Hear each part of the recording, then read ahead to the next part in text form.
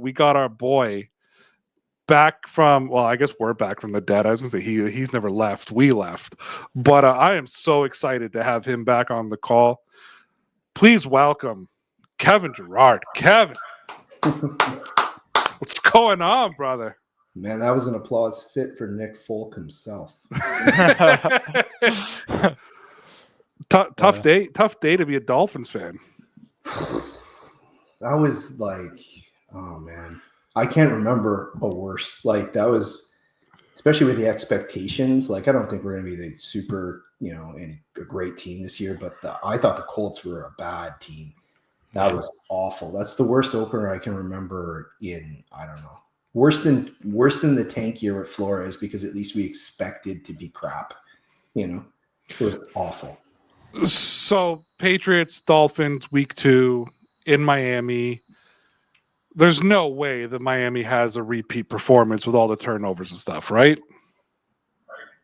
I don't know, man. Like it was like we lost. We already had a miserable offensive line, and we lost the right tackle and the right guard. They're both not playing this week. Austin Jackson, and then our big free agent signing, James Daniels, who we were super excited about because he's been a pretty good guard for Chicago and Pittsburgh, and we think he actually is going to fit the wide zone scheme that we have better. So we're like, this is the year. He's going to be awesome. He lasted 3 plays. We had 1 kickoff and 3 offensive plays. We lost the kick returner, and we lost the who eventually came back in the 4th. Well, I don't know why. And we lost the right guard for 3 to 4 weeks. And then at the end, when we scored that brilliant touchdown where it's 4th down and McDaniels throws a behind-the-line swing pass, which somehow miraculously worked, we lost Austin Jackson maybe for the year. Wow. Yikes. So not a happy day at a Hard Rock Stadium is what you're saying? Well, yeah, we were at what you call it, the RCA. Yeah, I get it. Lucas Oil Stadium. And I was worried about it a little bit because that was the big, tribute to Jim Irsay, and it was, a very emotional game for those guys. So I kept saying like, oh, they're going to come out real fast, and you just got to weather the storm, and then as long as you can shut Jonathan Taylor down, you should be able to shut them down. Well, Taylor had 74 yards, and they still put up 38 points. Well, I've actually been a pretty big supporter of Daniel Jones over the years. I thought that he was never put in a position to succeed. Mm-hmm. I still don't think he is. I have no faith in the Indianapolis Colts. I don't know how they did what they do. I hate the Colts, by the way. I hate the Colts more than I hate the Dolphins, just so you know. I don't actually hate the Dolphins. I have 3 teams I hate. And I hate the Pittsburgh Steelers because their fans are illiterate. I hate the Indianapolis Colts for many reasons. And I live in Bills country, so I hate the Buffalo Bills. Oh. And it's just, And that was the worst part, last night, too. It's just the cherry on top of this. Well, kudos to them. Fuck, I hate them. Sorry, I shouldn't have sworn. Well, the Patriots, if you watch the second half, didn't have much of a better result. It was a tale of 2 halves. Drake Maye, Josh McDaniels, Vrabel's defense, it all got exposed in the second half. When you look at this Patriots Miami game, it's a toss-up. I think Miami's like a 1.5 point favorite to open up the week.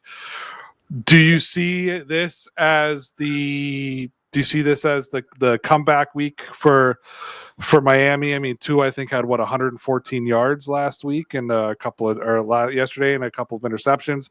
Is this the comeback week, or do the Patriots give Pats Nation a little bit of false hope that this team could actually accomplish something? Man, I don't know, man. It was so bad yesterday.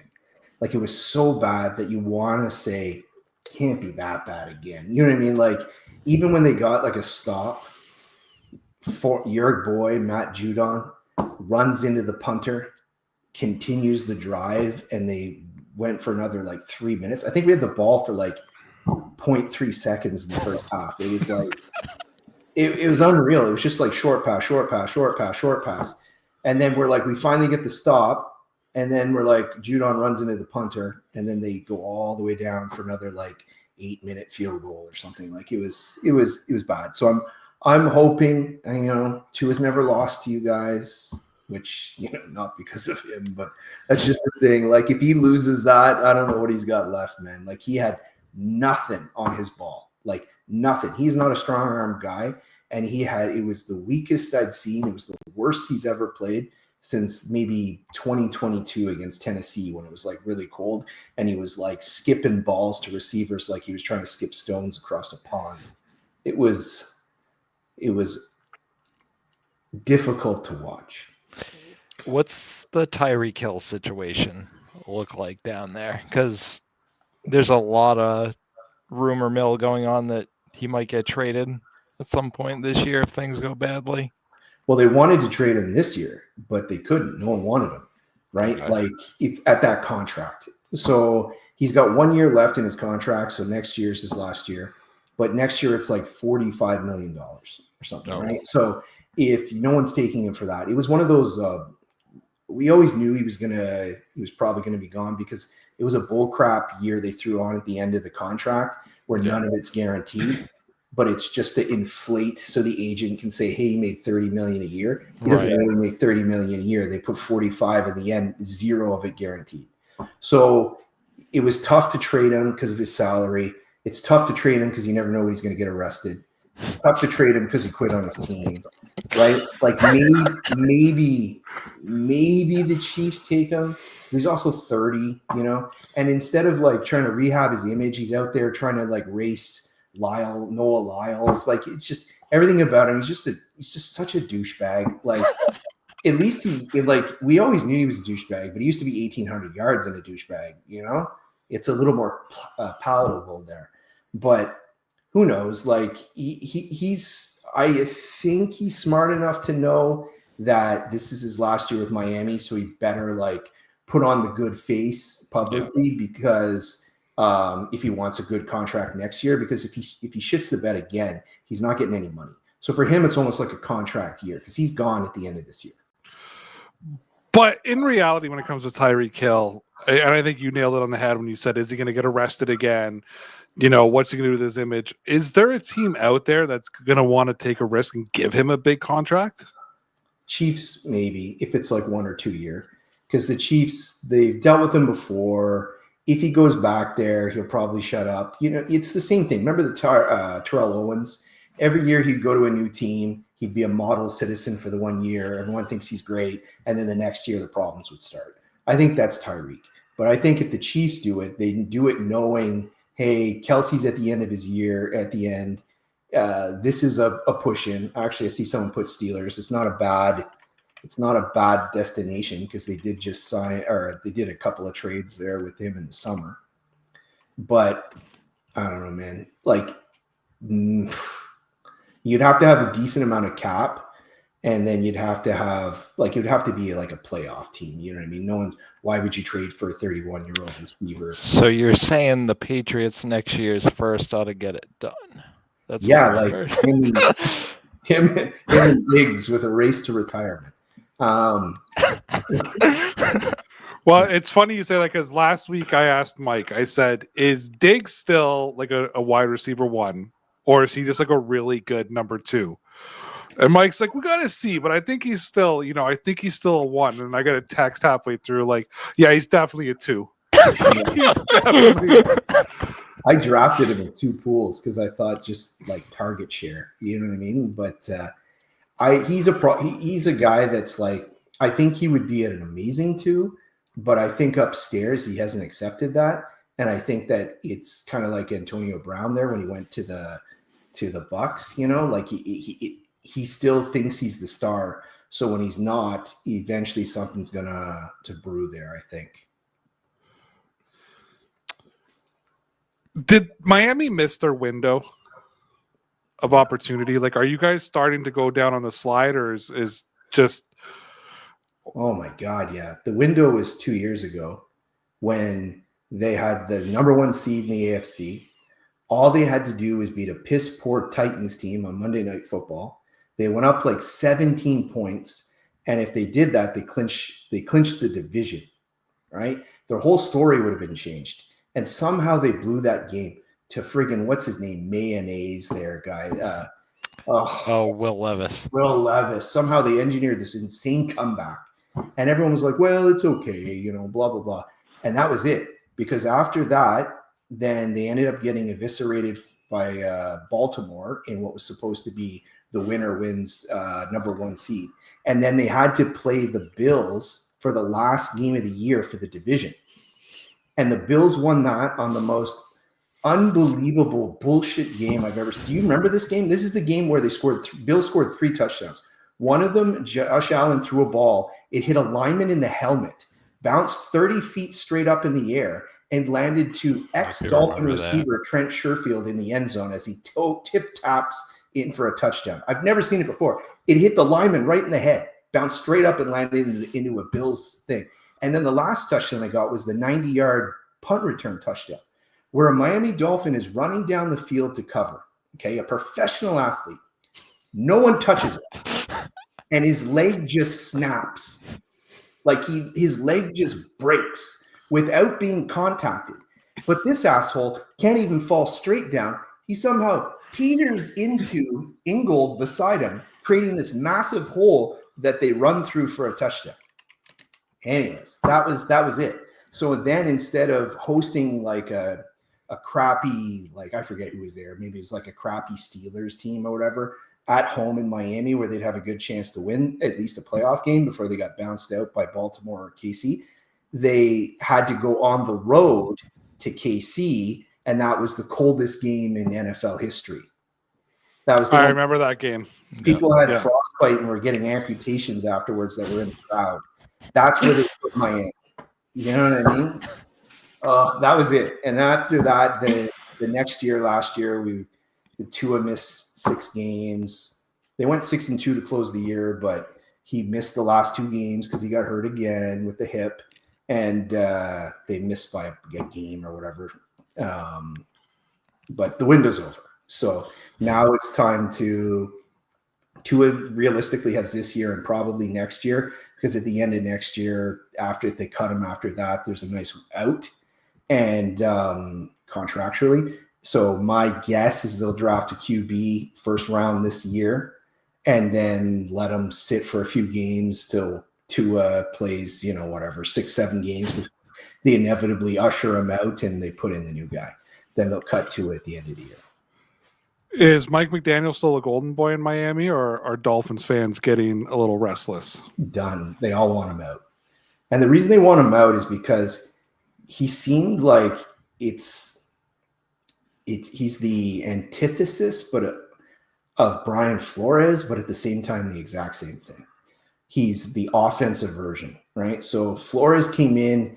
He's a brilliant defensive mind. He's really good as a defensive coordinator. Couldn't lead a team worth of crap. Now, his ways, because this guy came in like an asshole and he tried to act like Bill Belichick with none of the success or gravitas of a bunch of rings. And the players didn't respond. They kicked him out. McDaniel comes in as the offensive guru, and he's the opposite. He's running it like Club Med.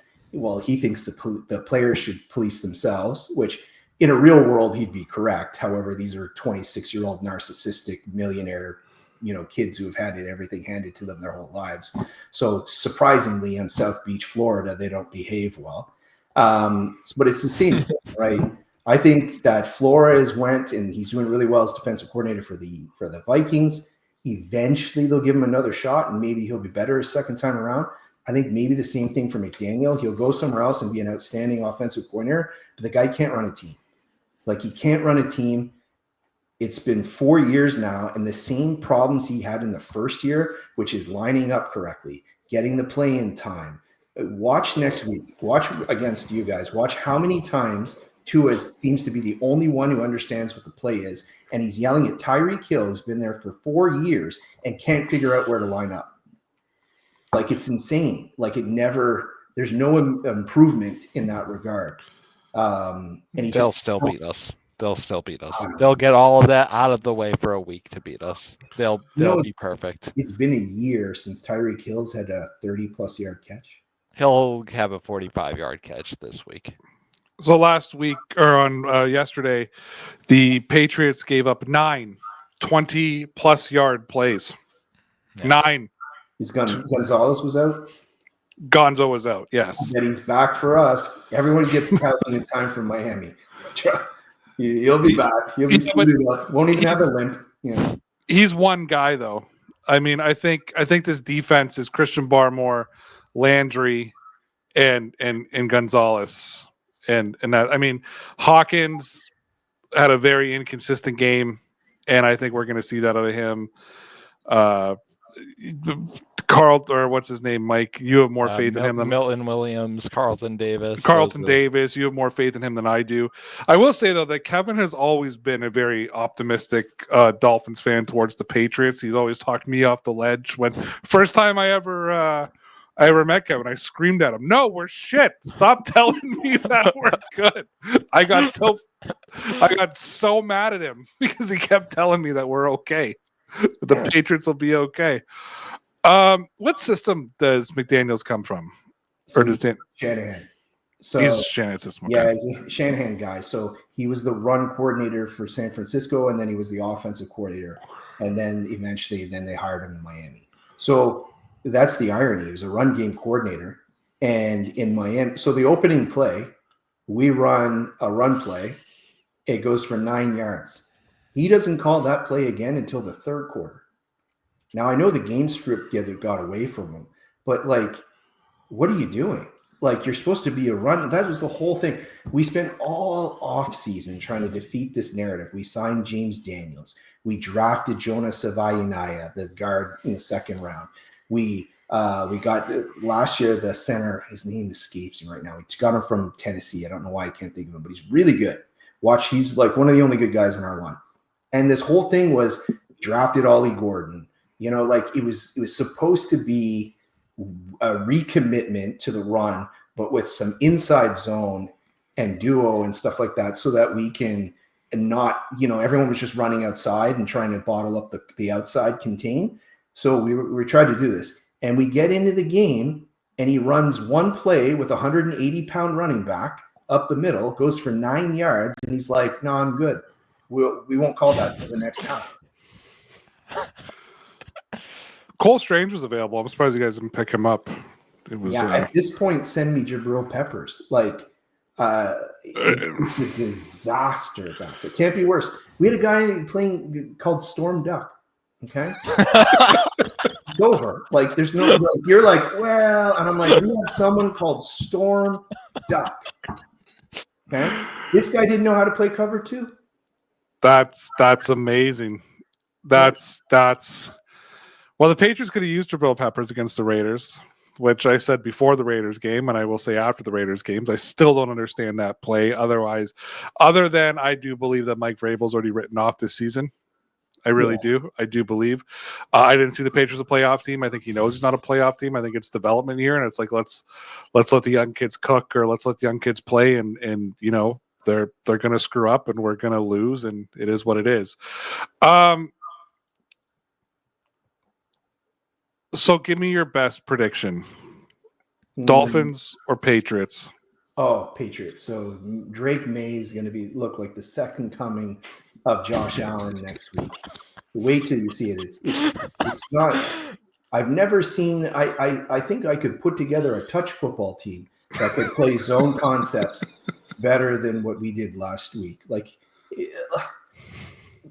Not to get too into the weeds. There was one play in particular. It's 4th down and 2. Okay, the Colts have Josh Downs, their best receiver, in the slot, and we, for some reason, run a zero blitz and have a fucking safety trying to rotate up to cover him. Well, guess what? He runs a 3-yard out, and it was like a dad throwing a nice Sunday pass to his 5-year-old son in the flat, just drifted it in there. Why not? He's got all day. We got a guy coming from 20 yards away to cover it. It was the stupidest call I've ever seen. It's going to be, and we can't stop a running quarterback. So there you go. Anyone who's got May in fantasy, start him next week. Well, the good news for Miami is I think the Patriots are doing everything they can not to have him run. So that could be a plus side for Miami. That was something that we saw last week, and he's going down early. He's not taking contact, and he's given himself up very, very early. There was a play in the first half where I thought he could have picked up another 4 or 5 yards and put himself down. I think they're telling him not to take contact. I think why? Because I think that Vrabel knows there's no reason to put your body through that when this team is not going to compete for a Super Bowl this year. Mike made a good point when the show started. He said there's at least 5 players on each side of the ball that wouldn't start for any other team in the NFL. That's playing for the Patriots right now.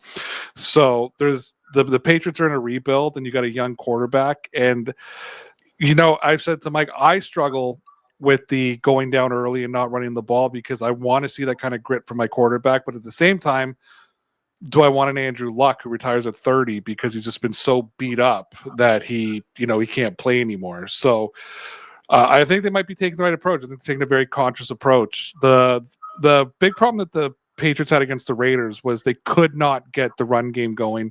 There's obviously interior problems with the Patriots offensive line. And Ramondre Stevenson, for whatever reason, couldn't break a tackle. Couldn't break a tackle.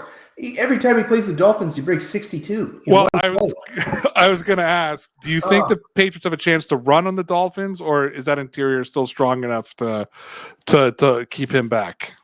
I think Mike Vrabel could catch a touchdown in this game. It's bad. Like I can't. So the whole thing with Miami was their defense. We knew the secondary is going to be a sieve because it's couple of bums we picked up at the trade deadline, Minka Fitzpatrick on the way down, and Storm Duck. You know what I mean? Like that's got to be the best name in football, though. Like, can we just be honest? Starting a 5th round rookie, right? At nickel, we were like, you know what? I don't think we're going to keep Mike Hilton. He's too effective. We'll start this 5th round rookie who had a 1 quarter of effective play against third stringers in preseason, and now Mike Hilton's going to go sign with the Eagles and win a championship. So thanks. And then we're like, we got Jack Jones, CB1. Right? Oh, there we go. He's good. And then Jack Jones. When he's not smuggling guns. They say he's another guy. If he's not getting arrested, could be effective for you.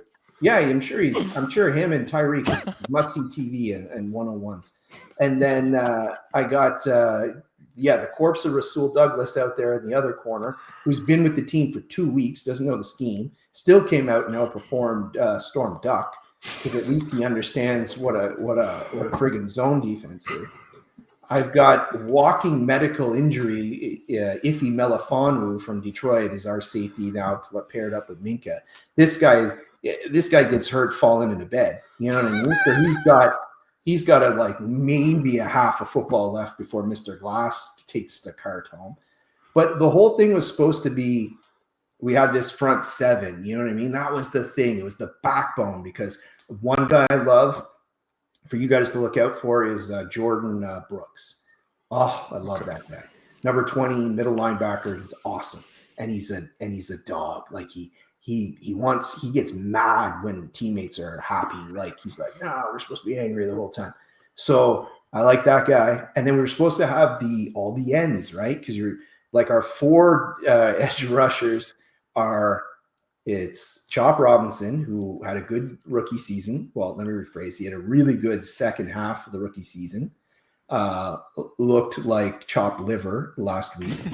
I had Jalen Phillips coming back, who I love. Got to see what he's got left in the tank after friggin' Jordan Poyer took him out at the knees last year.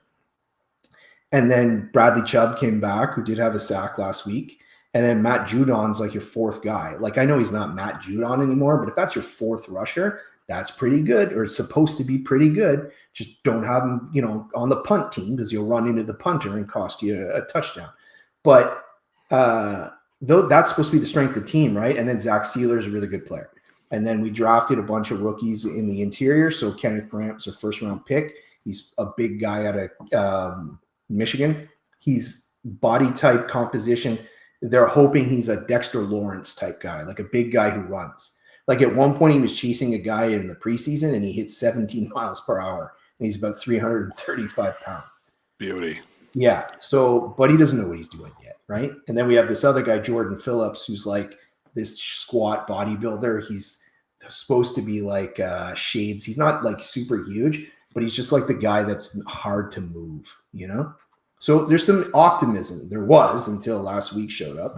And then that was the thing. And they were supposed to make life miserable. So I don't know how you're doing with your offensive line. I don't know how Will Campbell looked.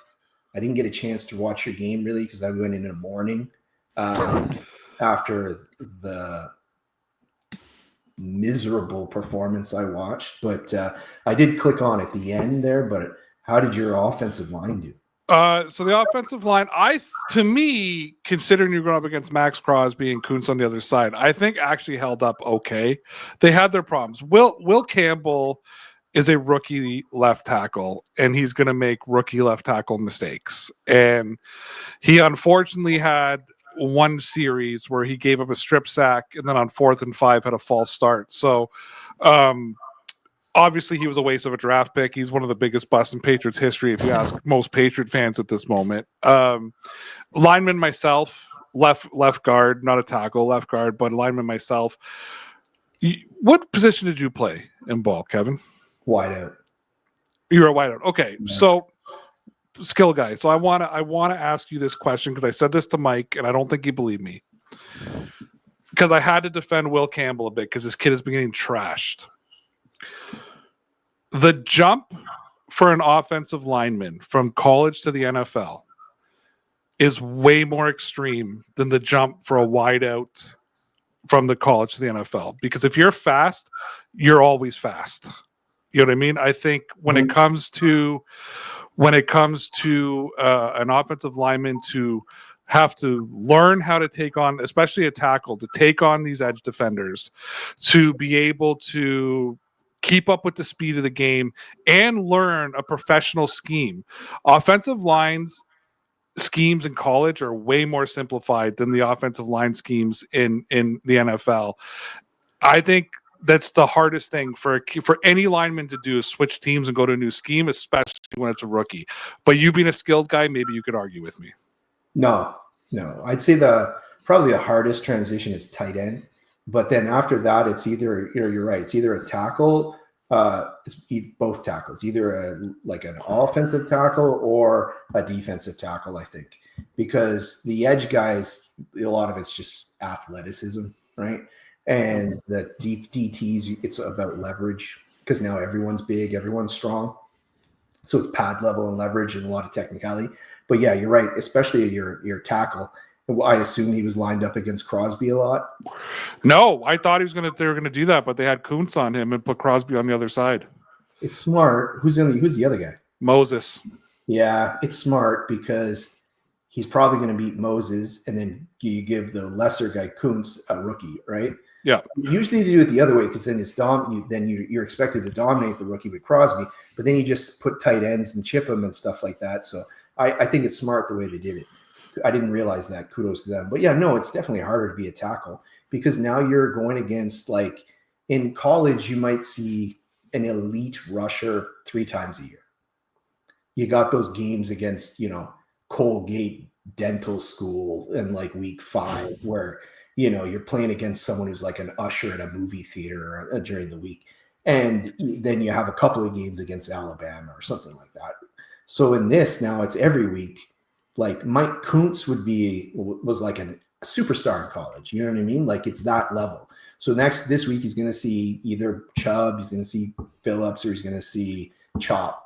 I would assume they would try and take a look at his tape and see what does he struggle most with. Like if he struggles most with power, then put Chubb on him. If he struggles most with speed, then give him Chop.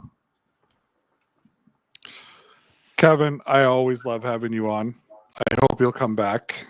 I just love you. You know that. I've got a shit ton of travel coming up soon for work, and I will be in Ottawa soon, so I'll hit you up when I'm out there. and sure. we'll grab a beer. And good luck next week. Maybe if you're around next week, you could help us break down the game. Are you available next Monday? Yeah, no. Oh yeah, it's my birthday at the game. Yeah, so Oh, I'm sure they'll lay an egg for me. They love to do that.